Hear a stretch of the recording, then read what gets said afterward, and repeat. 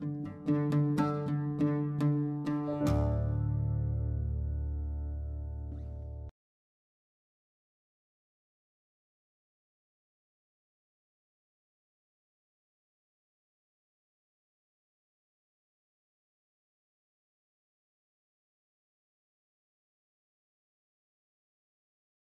vous répondre, je dirais qu'il faut faire une distinction essentielle entre le sens qu'a ce concept lorsqu'il est employé par ceux qui l'ont, on va dire, remis au goût du jour très récemment et qui en ont fait une arme pour discréditer une partie de l'establishment académique. Hein. Et puis, si on a le temps, je vous dirais quand même que la notion d'islamo-gauchisme, pour moi, depuis très longtemps, parce que j'ai regardé mes archives en 2007 dans l'islamisme en face, j'ai parlé d'islamo-gauchisme comme étant une des dynamiques qui traversaient les scènes arabes et qui n'était pas la pire, bien au contraire, puisque c'était celle qui, en quelque sorte, prévenait la spirale de la montée aux extrêmes.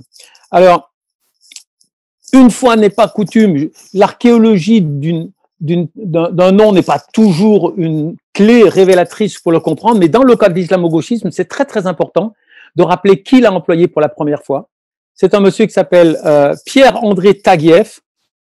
Denis Sieffert, l'ex-patron de Politis, pour qui j'ai une grande admiration, le dépeignait dans la semaine dernière avec une formule que je reprends. Il dit c'est un sociologue pro-israélien. Et Pierre-André Taguieff, en 2002, va employer pour la première fois ce terme. Et à qui va-t-il l'appliquer? Il y avait la énième campagne des Israéliens contre Gaza et il y avait des gens qui avaient osé critiquer les Israéliens. Et donc, Pierre-André Taguieff a essayé de les discréditer en disant « Ah bon, vous critiquez Israël, donc vous soutenez le Hamas, donc vous êtes pro-islamiste. » Et comme les soutiens de la cause palestinienne se recrutent plus naturellement dans la gauche française que dans l'extrême droite, il a dit « Donc, vous êtes des gauchistes islamistes. » Et voilà, le terme, c'était celui-là. C'est très important de le rappeler. Islamo-gauchiste, la première fois qu'on emploie le terme, c'est fait pour discréditer la résistance à un mécanisme de pression. Voilà. Eh bien, on va rester quand même sur cette longueur d'onde-là lorsque le concept, dans le temps, va se déplacer.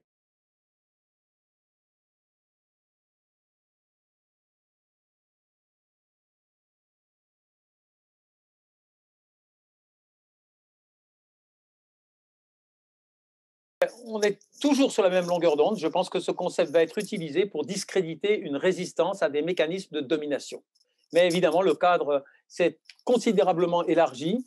Pourquoi ces études que l'on qualifie de racialistes ou bien celles que l'on qualifie d'islamistes ont pris une telle importance sur la scène académique et dans le débat public avec leur discrédit prononcé par la ministre? Eh bien, et ça, c'est peut-être le cœur de ce que j'ai envie de vous dire dans cette petite intervention. La période que traverse la France doit se lire dans un contexte historique large. Nous sommes toujours sur le versant de la fracture coloniale.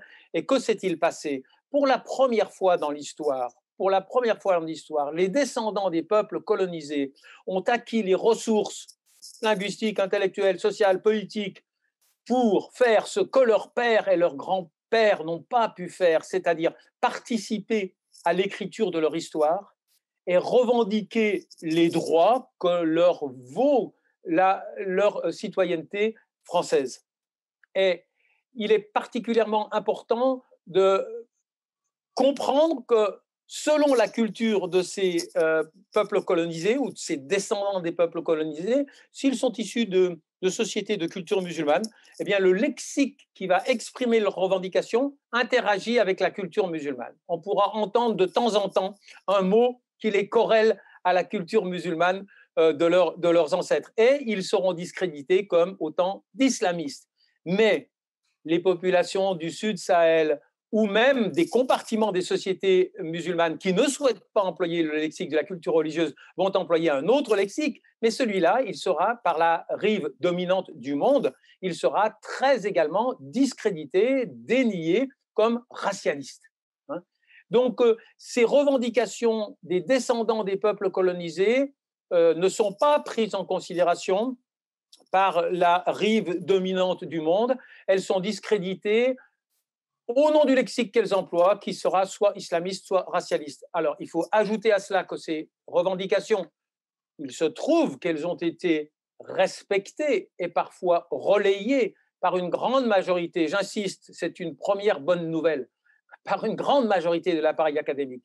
Une grande majorité de l'appareil académique ne discrédite pas ces revendications, il les relaye pour certains, il les respecte pour l'écrasante majorité. Dans ce contexte-là, eh bien, vous le savez, un tout petit nombre de l'appareil académique, de membres de l'appareil académique, ont demandé à l'État d'intervenir autoritairement dans la régulation du débat académique, ce qui est une nouveauté. Jamais on ne fait ça pour une querelle universitaire.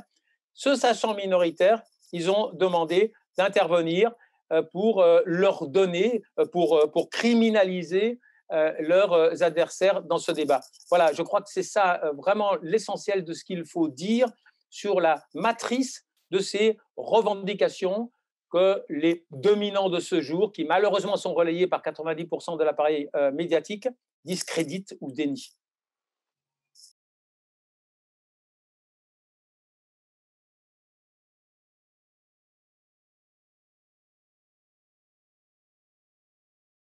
Alors, vous connaissez mon sens de la nuance. Moi, j'ai employé une formule très claire. J'ai dit que je ne ferai pas l'honneur aux promoteurs de ce débat sur l'islamo-gauchisme de leur répondre sur le terrain du débat intellectuel. Pourquoi? Parce que aussi bien la loi sur le séparatisme que les propos, les attaques de la ministre sur l'islamo-gauchisme relève, à mon sens, ouvrez les guillemets, d'une gesticulation électoraliste bien davantage que d'une percée de la pensée réformatrice.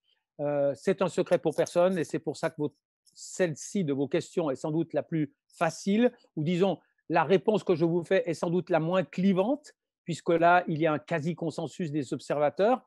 Nous sommes dans cette situation parce que le président Macron a réalisé quelque part dans le courant de l'année 2018-19 qu'il ne pourrait pas être réélu avec l'appui du centre-gauche qu'il avait fait élire en mai 2017 et qu'il fallait qu'il aille chercher les voix à l'extrême droite. Et il s'est, avec un immense cynique, déplacé sur le terrain de Marine Le Pen, c'est-à-dire sur la criminalisation des dernières strates de l'immigration en général et en particulier des musulmans. Il l'a fait, le virage, c'est le discours des Mureaux du 2 octobre, discours composite, mais on en retiendra que c'est la faute de l'islam, c'est l'islam qui est en crise et on ne criminalise plus la frange radicale, je dirais ceux qui ont une très longue barbe et qui crient très fort à la Akbar. Non, la criminalisation englobe tout ce que Bernard Rougier a appelé l'écosystème islamiste, c'est-à-dire qu'on va jusqu'à criminaliser le Bondi Blog, des ONG humanitaires et le pire du pire, le CCIF, c'est-à-dire qu'une ONG qui avait mis ses moyens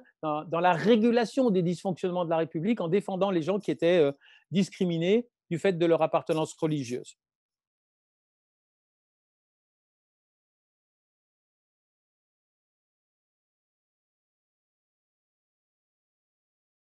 Alors, dans le monde anglo-saxon, ça, c'est aussi une petite bonne nouvelle. On est quand même regardé comme des choses assez bizarres. Hein. Cette obsession sur le voile, cette obsession sur la dénonciation de la présence du religieux dans l'espace public sonne faux dans le monde anglo-saxon. Pourquoi? Parce que la spécificité de la trajectoire française révolutionnaire est telle que, non pas la religion, mais l'Église a été considérée comme antinomique avec le processus de modernisation politique. Hein. Donc, on a considéré qu'il ne pouvait pas y avoir de présence politique, de présence religieuse dans l'espace public si nous voulions véritablement devenir révolutionnaires. Alors que ce processus ne s'est pas passé comme ça en Grande-Bretagne ou aux États-Unis. Et on peut vérifier très très vite les énormes différences lorsque les Britanniques se trouvent en face d'une dame qui porte un voile et qui demande à devenir policier. Ils réfléchissent 2 minutes et disent mais bien sûr madame, vous pouvez être policière de Sa Majesté en portant un voile. Vous pouvez être un sikh avec un turban et une drôle de barbe et être dans la police montée canadienne, d'accord? Alors que les Français, eux, vont buter. Et donc, les Anglo-Saxons nous regardent quand même sur ce terrain-là comme une… bon, évidemment, la gauche américaine plus encore, ça ne veut pas dire qu'il n'y a pas des crispations anti-musulmanes dans les sociétés anglo-saxonnes, mais elles n'ont pas la même assise institutionnelle. Dans le monde arabe, il faut vite rappeler une évidence, que le monde arabe, malheureusement, n'a pas, les sociétés du monde arabe ne se sont pas encore réconciliées avec leurs institutions politiques, manière de dire, nous ne sommes pas dans un univers démocratique, et donc il faut dissocier l'attitude des régimes et l'attitude des populations. Moi, je le fais de façon un petit peu ironique en disant, les populations, le sentiment populaire est très hostile à l'attitude du président Macron. Et ça a donné lieu à des formes de boycott, simplement. Et moi, j'ironise, je dis oui, ça c'est le boycott de la vache qui rit. Peut-être savez-vous, la vache qui rit est un des produits les plus emblématiques de la présence culturelle française dans le monde arabe. Donc, on a du boycott de la vache qui rit. Malheureusement, et je change de registre, on n'a pas du boycott de rafale. C'est-à-dire que les gouvernements des Émirats, de l'Égypte, de l'Arabie saoudite n'ont pas, au contraire, eux, il faut rappeler une anecdote fondatrice, il y a 3 mois à peu près, vient à Paris en sa qualité de président de la Ligue islamique mondiale, l'ancien ministre de la Justice saoudien, et il dit à Macron, je viens vous encourager à combattre l'islam politique. D'accord ? Donc évidemment, les régimes arabes ne vont pas s'offusquer, même si parfois, notamment le régime égyptien, le sentiment populaire est tellement fort qu'ils vont faire quelques petites concessions. Sisi va nous dire, ah, c'est pas très bien ce que vous faites, parce qu'il est très difficile d'approuver la maladresse des phrases de Macron, on continuera à publier des caricatures, tout ça, ça passait très mal. Mais en gros, on a ça, on a une dichotomie, on a un refus populaire très net dans à peu près toute la région, mais on a le gros dos des régimes arabes parce que les régimes arabes, parce que la contre-révolution arabe, en quelque sorte, surfe l'islamophobie européenne et cherche à criminaliser dans l'opinion publique occidentale ceux dont ils savent qu'ils sont leurs principaux opposants dans chacune de leurs enceintes nationales, c'est-à-dire les courants de l'islam politique.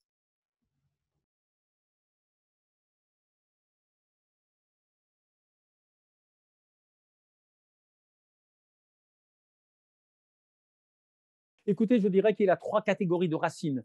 La première, ce sont les plus simples à expliquer. Ce sont les racines qui sont plantées dans l'histoire religieuse de la France. La France est un pays de tradition chrétienne et notamment les gens qui ne sont pas déchristianisés, hein, n'aiment pas, ne considèrent pas avec plaisir la concurrence d'un dogme qui est assimilé à une civilisation qui n'est pas la nôtre. Première racine de cette tension. La deuxième, elle est totalement différente. La spécificité de la France, on l'a déjà évoqué, c'est plus maintenant son histoire religieuse, c'est son histoire révolutionnaire. C'est le fait qu'en France, on a considéré que pour devenir moderne politiquement, il fallait se séparer, il fallait abattre non pas la religion, mais l'Église, parce que l'Église avait été un instrument aux mains de la monarchie absolue, c'était un outil de l'absolutisme royal. Et donc, on a en France, et il y a des gens qui sont de bonne foi sur ce terrain, qui vont vous dire en quelque sorte, nous avons réussi à nous débarrasser de notre religieux dans l'espace public, ce n'est pas pour accepter le religieux du voisin. Nous ne voulons plus de présence religieuse, nous ne voulons plus d'interférence religieuse. Et ça, ces arguments résonnent avec une certaine logique. Mais je pense que les vraies racines de la tension avec l'islam et les musulmans, c'est pas celle-là, c'est pas l'histoire religieuse, c'est pas l'histoire révolutionnaire, c'est l'histoire coloniale. Pour moi, le nœud du problème, c'est le fait que les Français acceptent mal que des gens issus d'une société, de sociétés sur lesquelles nous avons été en situation d'hégémonie pendant plus d'un siècle, viennent maintenant, alors qu'avant la rencontre se faisait chez eux, maintenant elle se fait chez nous, hein, viennent maintenant réclamer chez nous les droits que leur attribuent en théorie. Et donc, je vais dire un gros mot, mais pour moi, le substrat de cette tension avec l'islam, le vrai, celui qui joue le rôle principal, c'est un bon vieux, il est de l'ordre d'un bon vieux racisme.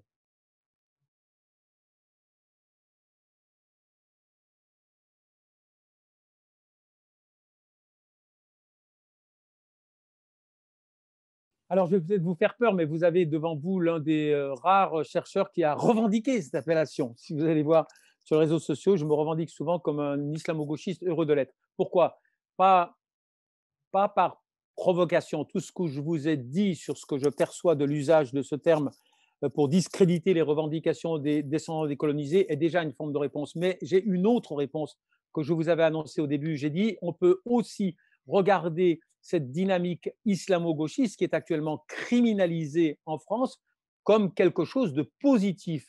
Et bon, moi j'ai relu mes archives, mais je pense que déjà dans un ouvrage que j'ai publié en 1995, mais republié en 2007, j'avais fait toute une section sur les nouvelles convergences. Je présentais comme une dynamique extrêmement heureuse pour éviter, pour arrêter la dérive de la montée aux extrêmes, hein, dans une situation de dynamique politique. Soit vous avez la montée des extrêmes, soit vous avez une transaction au centre. Est-ce que les forces du centre, un peu à gauche, un peu islamistes, acceptent de se parler? Et moi, j'ai recensé ces dynamiques qui sont extrêmement importantes et auxquelles j'ai été étroitement associé presque tout le temps. Par exemple, les dialogues, El Hiwar Qawmi Dini, lancés par Tourabi au début des années 90, c'était quand même toutes les gauches arabes, les gauches nationalistes venaient à Khartoum chez le vilain islamiste et ils discutaient très calmement de leurs points de convergence. Et évidemment, les convergences se sont très très vite établies sur le terrain de la résistance aux influences étrangères. Progressivement, ces convergences ont gagné le terrain de la construction de l'état de droit et de la revendication démocratique. Et elles ont donné lieu à des accords très spectaculaires. Par exemple, pour moi, la révolution de la société civile algérienne, c'est le pacte de Sant'Egidio en 1995, où la trotskiste Louisa Hanoun, je disais à l'époque, en mini-jupe, va quand même accepter de considérer le représentant du FIS comme un acteur politique avec qui on peut débattre. Ça ne veut pas dire à qui on va se soumettre, mais avec qui on peut débattre, avec qui on peut faire du politique. Eh bien, ce symbole du pacte Sant'Egidio, on va le retrouver dans le pacte tunisien du 18 octobre 2005.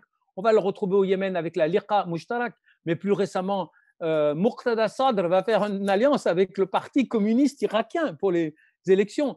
Et donc, il me paraît extrêmement important de souligner ce sens-là. Alors, cette dynamique n'affecte pas que les forces du monde musulman entre elles, mais également des forces politiques occidentales qui ont accepté, elles aussi, de faire le pas. Le déclencheur symbolique, on le sait bien, c'est cette déclaration extrêmement controversée de Michel Foucault qui a dit l'islam, le rôle de l'islam en politique, il est essentiel aujourd'hui et dans les années à venir. La première condition pour commencer et comprendre quelque chose, c'est de ne pas commencer par y mettre de la haine. Ensuite, nous avons eu des forces politiques françaises très clairement identifiées, malheureusement pas le Parti socialiste ni le Parti communiste, mais par exemple la Ligue trotskiste, qui a commencé à reconnaître la légitimité des oppositions islamiques ou islamistes tunisiennes et qui a soutenu les militants, lutté contre la répression des militants de Nahda. Alors ça, pour moi, c'est une expression très positive, c'est une dynamique très positive et vous verrez peut-être traîner une tribune que j'ai écrite pour Middle East Eye et pour être complètement provocateur, je dis cet islamo-gauchisme-là, non seulement il ne faut pas le combattre, mais il faut l'encourager. C'est le meilleur des remèdes contre la dérive, contre la spirale de la montée aux extrêmes.